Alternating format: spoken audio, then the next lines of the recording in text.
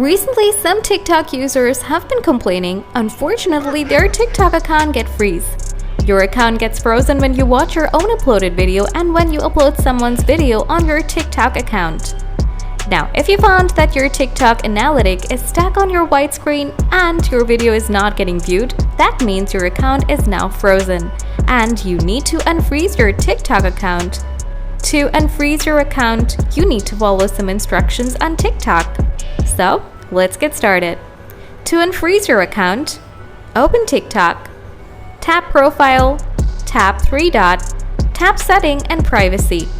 Scroll down, tap Report a Problem, tap the note icon, tap Create a new feedback.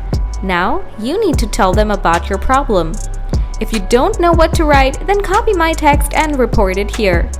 Hi there, TikTok. I'm sorry if I didn't follow the community guideline. Please, my account got frozen. Solve my problem and I'll never do anything against the rules.